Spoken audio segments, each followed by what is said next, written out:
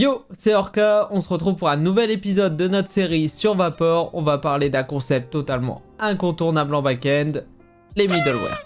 Bon, les middleware, c'est quoi? Les middleware, en fait, c'est un petit peu comme les gardiens ou les portiers de votre application. Ils sont là pour gérer les requêtes avant qu'elles ne soient exécutées. Ils vont vérifier les requêtes et ça va par exemple vous permettre d'authentifier un utilisateur, de loguer des informations, voire même de gérer des erreurs. Donc l'objectif des middleware, c'est de venir filtrer, modifier et de sécuriser vos routes.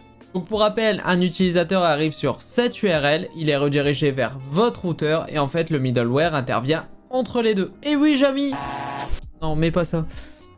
Maintenant qu'on a terminé les présentations, reste bien avec moi jusque la fin, on va voir comment créer un middleware de A à Z, mais aussi comment utiliser les middleware déjà existants proposés par Vapor. Et en attendant, tu peux t'abonner, activer la cloche pour pas louper les prochaines vidéos. On bascule sur le Mac et on va créer un nouveau projet.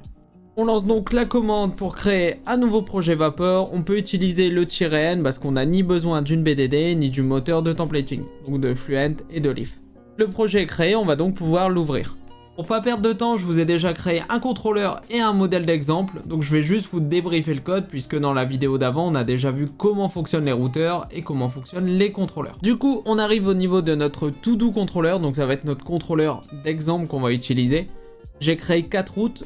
Une première pour aller lire l'ensemble des to-do, c'est cette méthode-là qui va être appelée. Une seconde, donc pour créer un to-do. Bien sûr, ça renvoie juste à OK, hein, on est vraiment sur des méthodes qui sont factices, c'est pour du test. Une méthode find qui nous permet de renvoyer qu'un seul to-do et enfin une méthode delete qui nous permet de supprimer les to-do. Maintenant, côté modèle, la structure de to-do est assez basique, elle répond au protocole content pour pouvoir être envoyée directement via l'API. Et il est composé d'un ID en entier et d'un title en string. Et j'ai bien sûr enregistré les routes du contrôleur dans route.swift afin que l'application ait connaissance de ce contrôleur. Pour tester tout ça, on va utiliser comme d'habitude Bruno. J'ai déjà créé les différents calls, l'application fonctionne sans problème et donc on va pouvoir passer sur la partie des middleware. Du coup, côté code, on vient de créer notre middleware, donc comme vous pouvez le voir, j'ai simplement créé un dossier pour que ce soit bien organisé au niveau du projet. Notre logging middleware étant async middleware, mais comme vous pouvez le voir, il y a plusieurs middleware possibles. Donc par exemple pour gérer des fichiers, pour gérer les erreurs, les sessions, etc. Tout ce qu'on a besoin, c'est un middleware standard, on va juste l'utiliser en asynchrone, donc on utilise async middleware. Pour répondre au protocole, on a donc créé cette méthode ici. Et là, tout ce qu'on va faire, c'est simplement loguer toutes les requêtes qui vont passer par ce middleware. Pour enregistrer un middleware au niveau de votre application, vous avez deux possibilités. Soit vous enregistrez le middleware au niveau d'une route spécifique, ou par exemple pour sécuriser une route, ou alors au niveau de l'application dans sa globalité. Vu que nous, notre but, c'est de venir loguer l'intégralité des requêtes, on va bien sûr inscrire un autre middleware au niveau de l'application. Pour ce faire, on va dans configure.swift, et on rajoute app.middleware.use et notre middleware. Il y a une seconde possibilité, c'est de rajouter un argument en plus qui est at, où vous pouvez définir s'il doit être au début ou à la fin. Ce que ça va changer, c'est simplement au niveau du tableau de middleware au sein de l'application, soit vous l'enregistrez à l'index 0, soit à la fin du tableau. Donc c'est utile dans le cas où vous avez plusieurs middleware qui s'enchaînent avec une certaine priorité. Soit vous mettez vos lignes de code dans le bon ordre, soit vous utilisez le at pour spécifier s'il doit être inscrit au début ou à la fin du tableau. On va voir si notre middleware est correctement appelé. Pour ce faire, on rajoute un breakpoint, on passe sur Bruno et on va faire un call. Donc là, on est en loading, on passe de l'autre côté. Effectivement, il est correctement appelé. Donc c'est parfait, donc on a bien notre réponse. Et de ce côté-là, on a bien l'information comme quoi une requête a été reçue avec l'intégralité des informations de la requête. Donc c'est cet argument-là. Donc notre middleware fonctionne bien. Peu importe le call qu'on effectue, on va avoir toutes les informations de la requête. Pour en être sûr, on peut faire d'autres calls pour essayer. Donc, par exemple le create ou le find.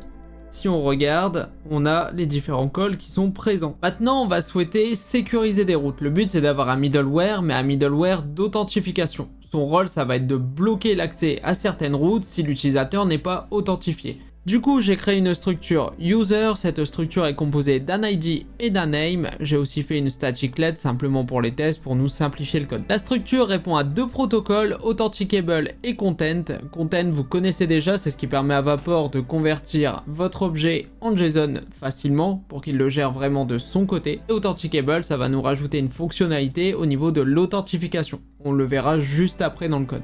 Côté middleware, forcément j'ai créé un nouveau middleware. Cette fois, il répond au protocole Async Bearer Authenticator. Bearer, c'est simplement la méthode de connexion qu'on va utiliser. Donc on va utiliser un token. Ça nous permet du coup d'avoir cette méthode-là avec le fait de récupérer directement le bearer. On n'a pas à le faire nous-mêmes, c'est Vapor qui nous le met à disposition et qui va le récupérer au niveau du header de la requête. Du coup, au niveau du code, on vient simplement tester que le token correspond au token attendu, donc dans notre cas, mon super token. Sinon, on retourne une erreur comme quoi l'utilisateur n'est pas autorisé à accéder à la ressource demandée. Et dans le cas contraire, on vient l'authentifier. Et justement, pour éviter d'initialiser un utilisateur à chaque fois, vu qu'on est vraiment dans du test, on n'a pas de BDD, on n'a pas de vrais utilisateurs, on a la variable statique qu'on a créée juste avant. Maintenant, côté contrôleur, comme je vous l'ai dit juste avant, les middleware peuvent être ajoutés à deux endroits. Soit au niveau de l'application, et donc ça va s'appliquer à l'ensemble des routes et à l'ensemble de l'application, soit au niveau d'une route spécifique. Ce qu'on souhaite faire ici, c'est sécuriser la route create. Donc on peut créer des to-do uniquement si on est authentifié. Donc c'est ce qu'on a rajouté au niveau du code à cet endroit. Donc en fait, on vient appeler notre middleware et on vient vérifier que l'utilisateur est présent. Ces deux notions sont importantes. Le premier, c'est vraiment pour appeler ce code-là et vérifier donc que le bearer est bien existant et correspond à la valeur attendue. Et le second, c'est pour vérifier qu'un utilisateur est correctement authentifié. Je vais vous montrer juste après, si on enlève cette ligne, ça va ouvrir une faille de sécurité. Du coup, on passe côté Bruno pour tester ce qu'on vient de modifier. Donc, n'oubliez pas de rebuilder votre application, bien sûr. Si on le lance, on n'est pas authentifié. On a donc une erreur. Donc, comme vous pouvez le voir au niveau de l'authentique, je n'ai pas d'authentification. Par contre, j'ai créé une seconde route, ici, avec une authentification. On peut voir que c'est bien le token qu'on attend de l'autre côté. Si je l'exécute, on a bien une 200, donc tout est passé. Maintenant, si on retourne côté code et qu'on efface cette partie-là pour bien comprendre à quoi elle sert, on va en profiter pour mettre un breakpoint ici. On relance l'application et on va lancer le call. On passe bien au niveau du breakpoint, donc on vient vérifier que le token correspond à ce qui est attendu. Donc si on débug, c'est ok, aucun problème, on passe le middleware. Par contre, si on lance le deuxième call pour rappel n'a pas de token. Si on l'exécute, on a une 200. En fait, on n'est pas rentré au niveau du breakpoint simplement parce qu'on n'a pas de token. Donc, vu que le token n'est pas envoyé, la méthode d'authentification par bearer n'est pas appelée par Vapor, car aucun bearer n'est présent. C'est donc là la faille de sécurité.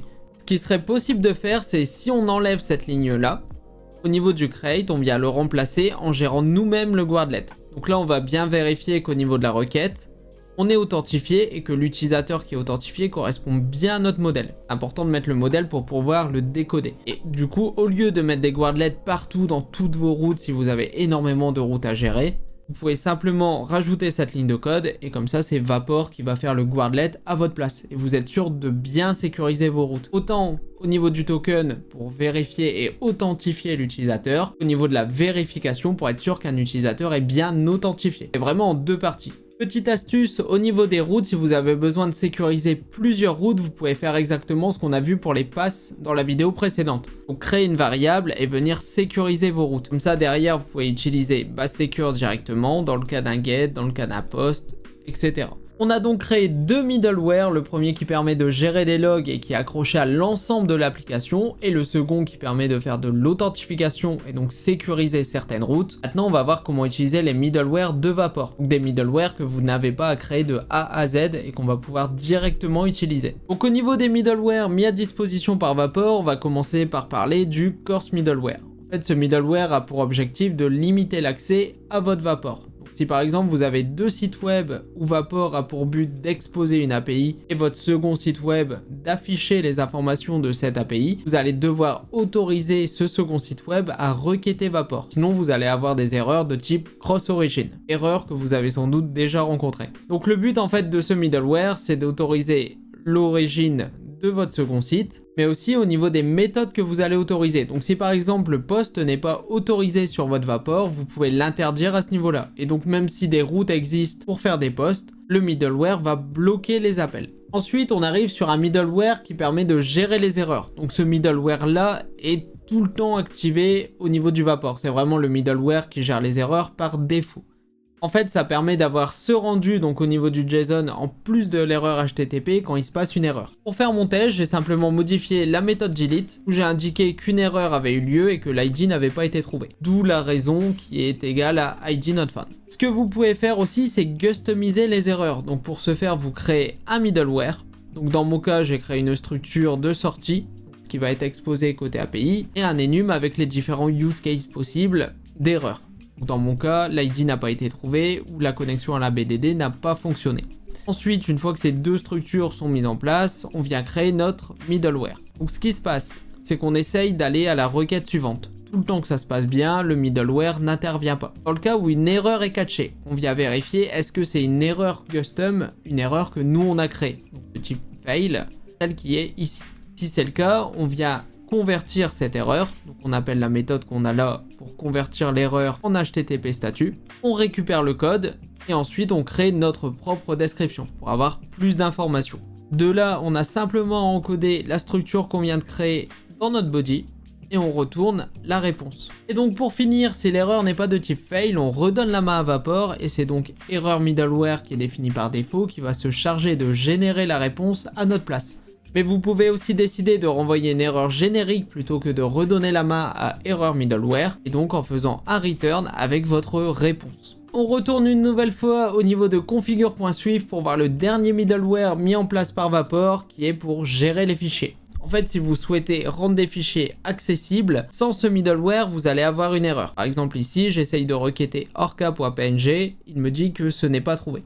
Soit je crée la route moi-même et je fais donc toute cette gestion pour envoyer l'image, soit j'utilise le middleware, on va donc builder.